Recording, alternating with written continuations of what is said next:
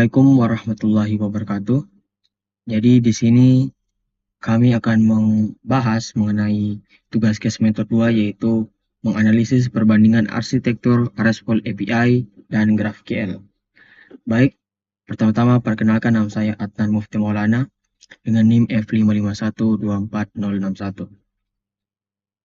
Baik, di sini saya akan langsung membahas prinsip dasar. Yang pertama yaitu REST API, di mana REST API itu sebuah arsitektur web yang memungkinkan komunikasi antara klien dengan server tanpa menyimpan informasi status dari permintaan sebelumnya. Dengan arti kata lain, jadi REST ini bersifat stateless yang dimana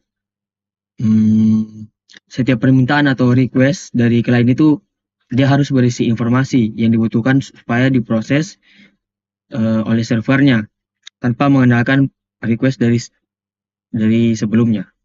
Itu. Nah, REST API ini dia menggunakan beberapa prinsip. Yang pertama yaitu stateless communication, yang dimana tadi seperti saya sudah bilang. Jadi dia menjalankan sebuah request itu tanpa harus membutuhkan request dari sebelumnya yang sudah dia buat seperti itu. Jadi hal ini membuat sistem itu lebih ringan karena dia lebih mudah di scale, setiap permintaannya itu bisa diproses secara terpisah seperti itu. Terus yang kedua prinsipnya itu resource based, yang dimana semua datanya itu disebut resource dan masing-masingnya itu memiliki URI atau Uniform Resource Identifier.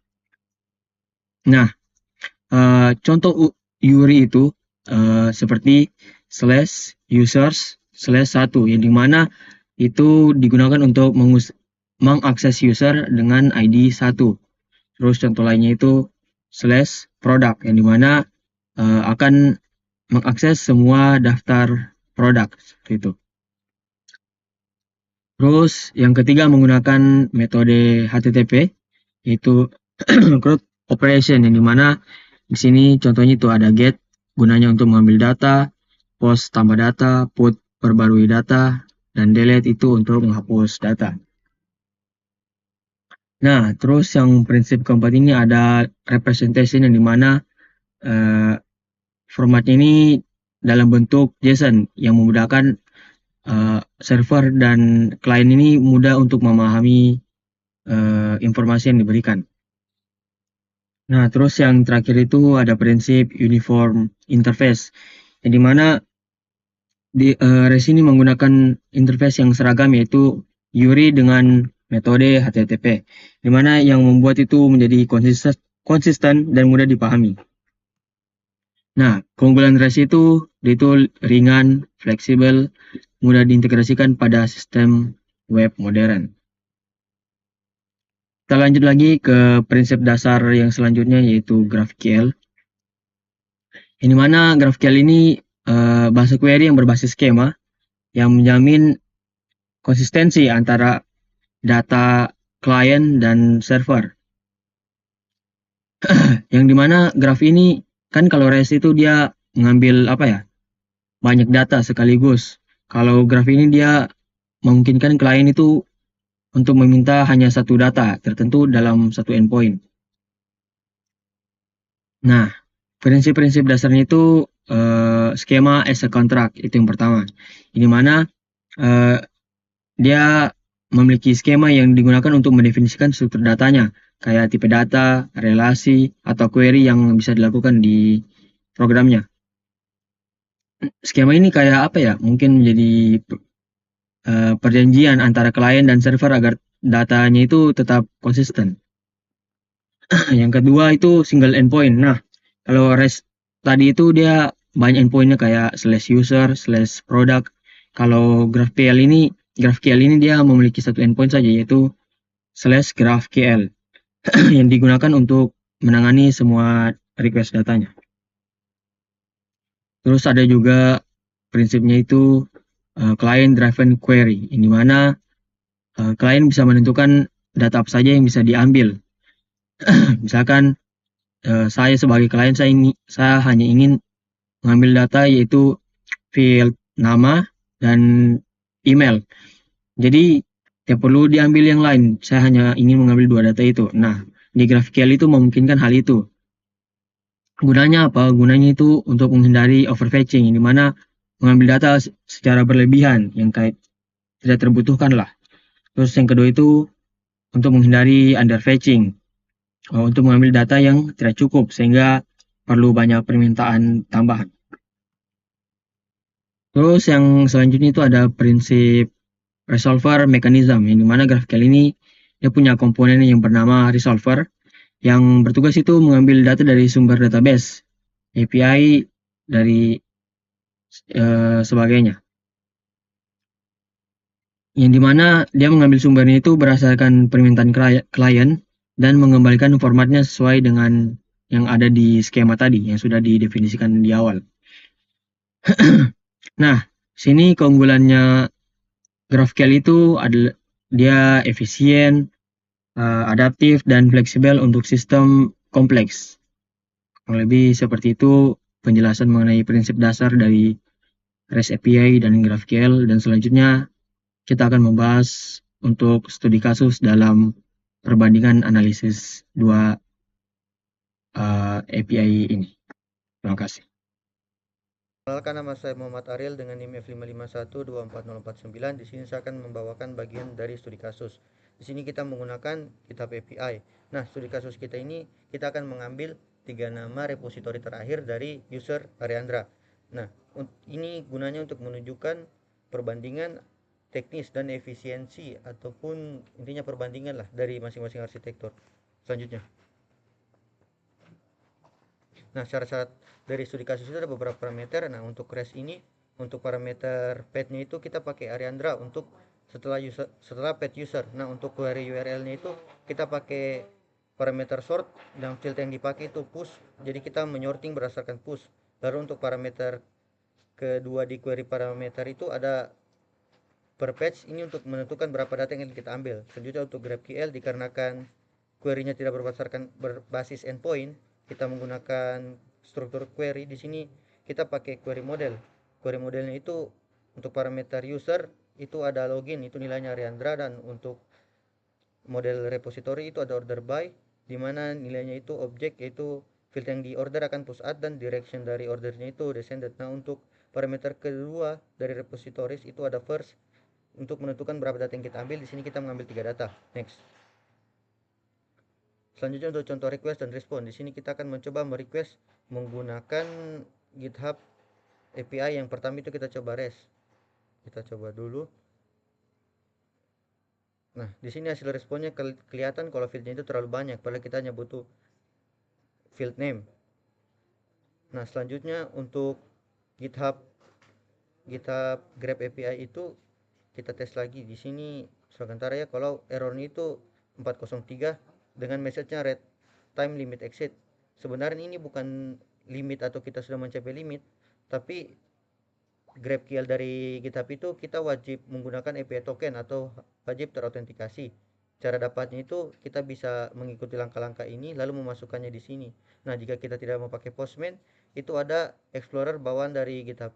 Ada dari GraphQL API. Nah, Explorernya itu ini. Nah, untuk query-nya itu sama seperti tadi. Kita coba lakukan query. Nah, di sini kita langsung dapat datanya seperti yang kita butuh. Karena kita di sini cuma ambil field name. Di sini kita dapat name, kita dapat not name seperti apa yang kita query lah. Sesuai kita butuh hanya nama repository saja. Nah, kan tadi sudah kelihatan kalau autentikasi atau token itu berguna di GraphQL itu di bagian mana. Nah, kalau bagaimana dengan RESTful di GitHub? Nah, setahu saya tadi kita juga sudah coba. Kalau kita request di sini sampai 60 kali atau lebih dari 60 kali, kita akan dapat pesan yang sama seperti GraphQL, rate limit exit. Di sini saya tidak bisa perlihatkan karena merequest 60 kali itu bisa memakan waktu. Ini tadi kita sudah coba. Yang di blok itu adalah langsung API-nya kita, API. Yang di blok itu langsung IP-nya kita. Jadi kalau kita masih pakai IP yang sama, kita tidak bisa request lagi setelah 60 kali request.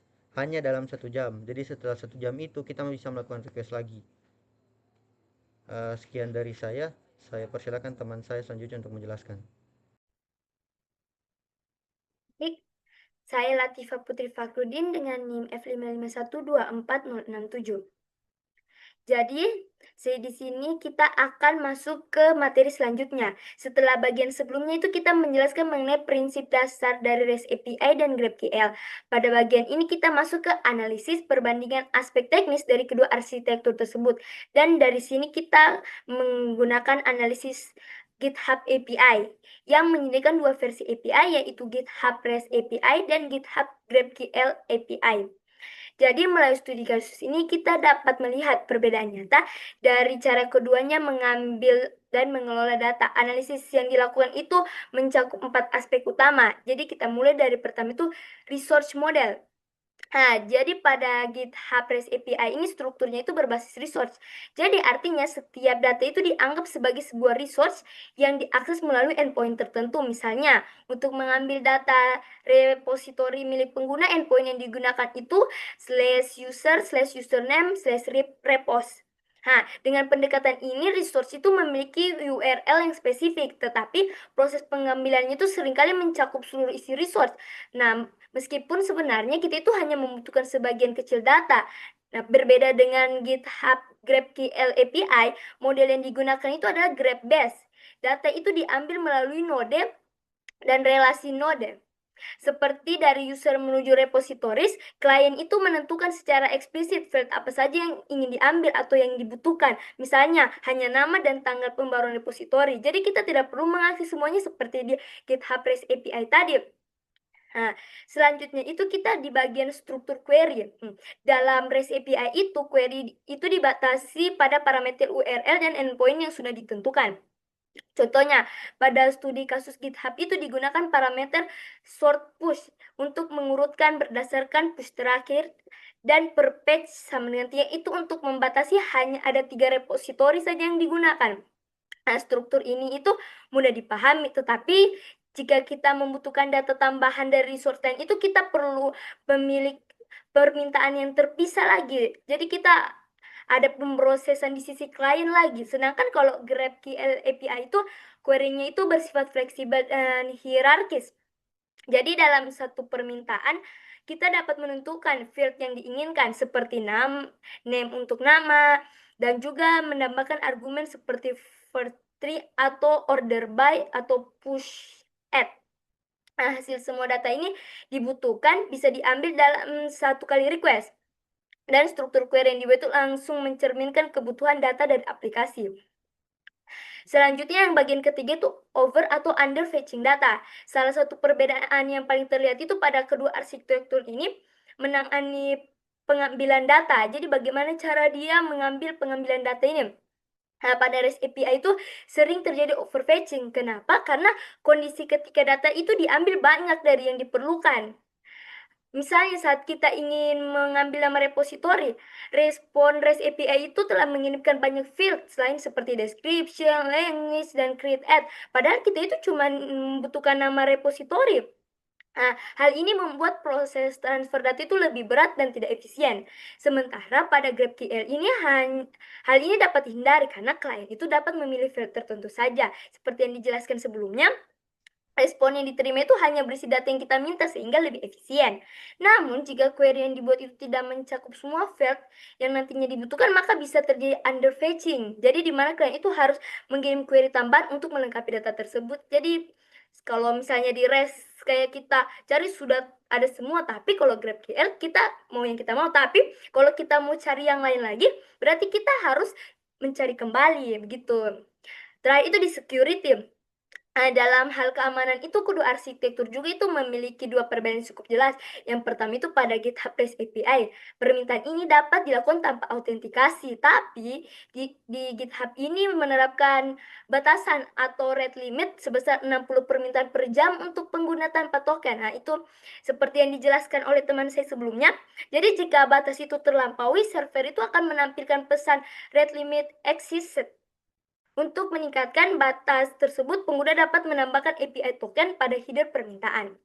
Nah, sedangkan pada GitHub GraphQL API ini setiap permintaan itu wajib menggunakan token autentifikasi. Karena hal ini untuk seluruh data itu dapat melakukan di satu endpoint utama, yaitu /GraphQL.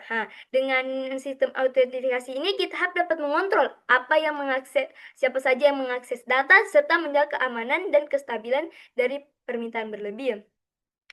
Itu tadi analisis teknisnya. Selanjutnya itu kita pindah bagian kelebihan dan kekurangan dari masing-masing arsitektur.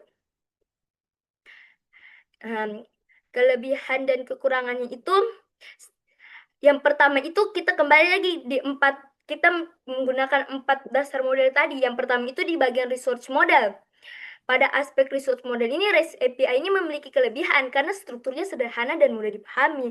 Tetapi setiap resource itu mengambil data itu sumbernya sekaligus dibutuhkan beberapa permintaan terpisah. Sementara di GraphQL API ini lebih fleksibel karena memungkinkan pengambilan beberapa data dalam satu query saja. Modelnya itu bisa berbasis graph, memudahkan hubungan antar data. Tapi di sisi lain membuat strukturnya itu lebih kompleks dan membutuhkan pemahaman tambahan lagi untuk pengembang. Seperti saya jelaskan di analisis teknis tadi. Selanjutnya itu struktur query-nya. Dalam hal struktur query ini, REST API itu tergolong mudah digunakan. Kenapa? Query ini dilakukan dengan menggunakan parameter URL dan endpoint-nya sudah dengan jelas ditentukan. Jadi kita tidak perlu lagi mencari query apa yang akan kita masukkan karena dia sudah jelas. Namun jika klien itu membutuhkan data tambahan, REST ini harus melakukan beberapa permintaan baru lagi. Selanjutnya itu GraphQL API itu menawarkan keunggulan di sini. Jadi klien itu bisa menentukan sendiri, seperti yang sebelumnya saya jelaskan itu, dia itu bisa menentukan field dan argumen yang diinginkan dalam satu permintaan. Struktur query itu langsung mencerminkan kebutuhan apa yang kita inginkan. Kekurangannya sendiri itu penyusunan query pada GraphQL itu lebih rumit. Kalau beda dengan REST tadi kan dia lebih mudah karena sudah jelas. Tapi kalau di GraphQL itu lebih rumit karena terutama bagi pengguna baru yang belum terbiasa dengan pola query ini. Selanjutnya itu di bagian 3, over dan under fetching data. Dalam REST API itu setiap respon itu biasanya mengirim seluruh data dalam satu resource sehingga terjadi overfetching, mengambil data itu yang lebih dari yang diperlukan. Sebaliknya GraphQL itu hanya mengambilkan field yang diminta dalam query sehingga lebih efisien. Namun hal ini juga bisa menimbulkan underfetching. Kenapa? Karena jika query yang dikirim tidak mencakup semua field yang nanti dibutuhkan sehingga perlu permintaan tambahan lagi. Terakhir di security. Dari sisi keamanan, REST API ini memiliki kelebihan dalam fleksibilitas akses publik, sehingga bisa mengirim permintaan tanpa autentikasi meskipun dibatasi hingga 60 request per jam untuk menjaga kestabilan server seperti yang telah dipaparkan teman saya tadi. Grab API ini mewajibkan pengguna token autentifikasi untuk setiap permintaan karena semua data itu diakses melalui satu endpoint tunggal. Mekanisme ini memastikan setiap pengguna itu terverifikasi sekaligus menjaga keamanan dan kontrol akses pada data yang diminta. Itulah tadi bagian dari kelebihan dan kekurangan dari masing-masing arsitektur. Selanjutnya akan dijelaskan oleh teman saya. Saya Aurelia Zarsabila dengan NIM F551244071. Di sini saya akan membahas bagian relevansi penggunaan aplikasi nyata. Pada slide ini kita akan membahas tentang relevansi penggunaan GraphQL dan REST dalam aplikasi nyata. Kedua pendekatan ini sama-sama digunakan untuk menghubungkan aplikasi dengan server, tetapi memiliki karakteristik yang berbeda. Untuk GraphQL biasanya digunakan pada aplikasi yang kompleks, misalnya aplikasi yang menampilkan banyak data berbeda dalam satu tampilan. Dalam GraphQL, kita cukup menggunakan satu query untuk mengambil banyak jenis data sekaligus, sehingga lebih efisien. Contohnya ada pada dashboard media sosial dan e-commerce, di mana banyak data seperti profil, postingan, dan notifikasi bisa ditampilkan bersamaan. Sementara REST lebih cocok untuk layanan lebih sederhana seperti autentifikasi login atau pengecekan status pembayaran. REST bekerja dengan cara yang lebih cepat dan ringan karena hanya fokus pada satu tugas atau satu permintaan data saja. Jadi bisa dibilang REST ideal untuk operasi yang tidak terlalu rumit. Selanjutnya bagian kesimpulan. Kesimpulannya, baik REST maupun GraphQL memiliki keunggulan masing-masing. REST lebih sederhana dan stabil untuk kebutuhan data tunggal, sedangkan GraphQL lebih fleksibel dan efisien untuk pengambilan data kompleks.